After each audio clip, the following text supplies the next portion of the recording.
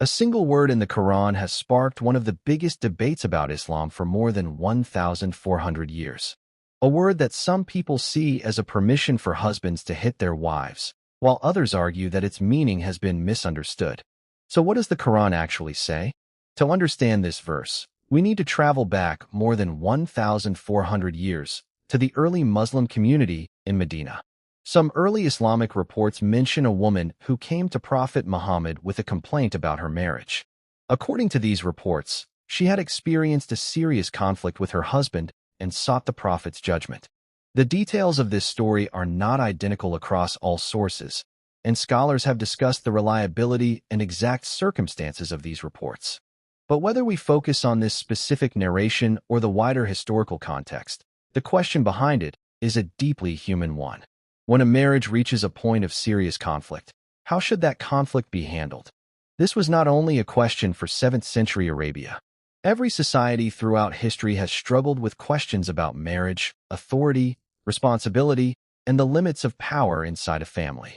And it is within this broader discussion that Muslims connected one of the most debated verses of the Quran, verse 34 of Surah An-Nisa. The verse begins by discussing the relationship between men and women in the family. It says, Ar Rijalu Qawwamuna 'ala Nisa. This phrase is often translated as, men are caretakers of women, or men are responsible for women. But this word itself became another important part of the discussion. The Arabic word qawaman does not simply mean someone who has power over another person. Many classical Muslim scholars understood it as a responsibility, a duty to protect, provide, and take care of the family. In this understanding, leadership was connected with responsibility, not superiority. In fact, many scholars emphasize that having authority also means carrying greater accountability. A person who is given responsibility is not given unlimited freedom to do whatever they want. They are expected to act with justice. But then the verse reaches the part that has caused the greatest controversy. It describes a situation where a wife's serious rebellion or marital conflict is feared. The verse mentions 3 steps. First, advise them. Second, separate from them in the sleeping place. And third, it uses the Arabic word, daraba. And this is where the debate begins. Many translations of the Quran translate this word as, hit them. For many people reading this today, the conclusion seems immediate. They see the translation, and they believe the meaning is obvious. But the reality is that this single Arabic word has been at the center of a debate among Muslim scholars for centuries. Because in Arabic, words can carry different meanings depending on their context. The same root can appear in different situations with different meanings. And this leads to one of the most important questions in understanding this verse. Was this word intended to describe physical hitting? Or was there another meaning being communicated? To answer that question, we have to look at how Muslim scholars throughout history understood this verse. Throughout Islamic history, scholars did not all understand this verse in exactly the same way. Some scholars argued that the Arabic word daraba in this context should not be understood as physical hitting at all. They pointed out that the same Arabic root can have different meanings in the Quran depending on the context. For example, the Quran uses this root in expressions that mean traveling through the land, setting forth an example, or creating a separation. Because of this, some scholars and modern researchers argued that the verse should be understood as a form of separation, distancing, or leaving the situation, not physical violence. According to this interpretation, the 3 steps mentioned in the verse are a gradual process of trying to solve a serious marital conflict. First, communication and advice. Then emotional and physical distance. And finally, separation from the conflict itself. However, this is not the only interpretation that has existed. Many classical Muslim scholars, both Sunni and Shia, understood the word differently. They interpreted it as a form of physical action, but with extremely strict limitations. And this is where the discussion becomes more complex. Because when people talk about this verse today, they often imagine one of 2 extremes. Some imagine that the Quran gives husbands unlimited permission to control or harm their wives. Others claim that no classical Muslim scholar ever understood the verse as referring to physical action. But historical reality is more complicated than either of these claims. Many traditional scholars who accepted the physical interpretation did not view this verse as a permission for violence. Instead, they placed strict boundaries around what they believed the verse allowed. For example, in traditional interpretations, this action could not be used as a first response.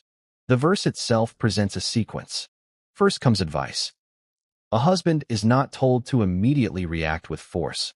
The first step is communication, explanation, and attempting to solve the problem through words.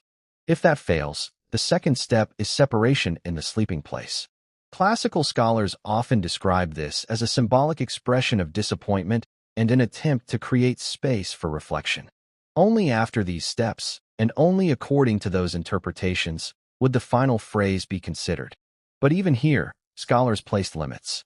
It was not understood as permission to cause injury. It could not break bones. It could not leave wounds. It could not cause permanent harm.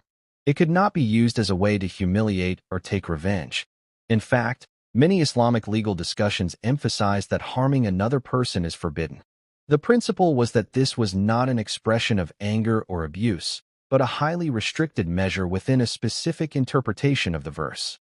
And some scholars went even further and argued that even this limited interpretation should not be applied. They pointed to the broader teachings of Islam about mercy, kindness, and the Prophet Muhammad's own behavior with his family. But this is exactly where we reach a point that many discussions about this verse skip. Because people often ask, does this verse allow husbands to hit their wives?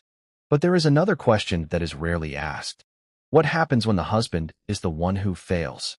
And this changes the entire conversation. Because in the traditional Islamic understanding of family, responsibility was never meant to mean unlimited power. A husband was not only given a position of responsibility, he was also given duties. Providing for the family, protecting the rights of his wife, treating her with fairness, and avoiding injustice were all considered obligations. And this brings us to a part of the discussion that is often overlooked. Even classical scholars who accepted the traditional interpretation of this verse did not see marriage as a system where one side has all the rights and the other side has all the obligations. They also discussed what happens when a husband becomes unjust, neglects his responsibilities, or harms his wife. In such cases, women were not considered without protection. The issue could be taken to an authority or a judge who could intervene and address the injustice. In other words, the same concept of accountability applied in both directions. At this point, someone might think the answer is already clear. They might say, so, does the Quran allow husbands to hit their wives or not? And this is where many discussions stop. But stopping here misses the most important part of the story. Because the real question is not only what a single word means. The real question is, how did the Prophet Muhammad and early Muslim scholars understand the spirit of this teaching? And when we look deeper, we find something that is often missing from modern debates. Even among scholars who accepted the traditional interpretation of daraba as a limited physical action, it was never understood as a tool for anger, punishment, or domination. It was surrounded by restrictions. Some scholars compared it to something symbolic rather than a real act of harm. In Shia sources, there are narrations attributed to Imam Muhammad al-Baqir that describe this action in an extremely light and symbolic way, mentioning something like a small object such as a sawak, a traditional tooth-cleaning stick, meaning an action that does not cause pain, injury, or humiliation. The purpose of mentioning such examples was to show that this was not a permission for violence. It was the furthest thing from what people today usually imagine when they hear the word hit. And this brings us to an important historical reality. A verse that has often been presented as a simple approval of wife beating was actually surrounded by debates, conditions, and limitations even among scholars who accepted the physical interpretation. But there is another layer that makes the discussion even more interesting. When we look at the life of Prophet Muhammad, we find that his personal example becomes an important part of understanding how Muslims approach this issue. Several reports describe his emphasis on kindness toward women and his disapproval of treating wives harshly. He taught that the best people are those who are best to their families. And when his own behavior is examined, there is no record of him physically harming his wives. This creates an important question. If someone uses this verse as a justification for cruelty or abuse, Are they actually following the broader message and example found in Islamic teachings? Or are they taking one phrase and separating it from the entire framework around it? Because throughout history, religious texts have often been misunderstood when individual words are separated from their context. A sentence can sound completely different when removed from the larger conversation surrounding it. And this is exactly why context matters. There is also another important point about this verse. The Quran does not describe marriage as a relationship based on domination. It describes marriage using concepts like tranquility, affection, and mercy. In another verse, the Quran says that God placed affection and mercy between spouses. This means that the foundation of marriage in the Quran is not fear. It is not control. It is not humiliation. It is compassion and mutual care. So how should we understand this controversial verse today? The answer depends on which interpretation you follow. Some classical scholars understood the word daraba as referring to a very restricted and symbolic physical action, with strict limits that prohibited harm. Other scholars argued that the word should not be understood physically at all. But both perspectives share an important point. The verse was never understood as a free permission for husbands to abuse their wives. So, does the Quran really allow men to hit their wives? After looking at the context, the language, and the different interpretations, the answer is not as simple as many people assume.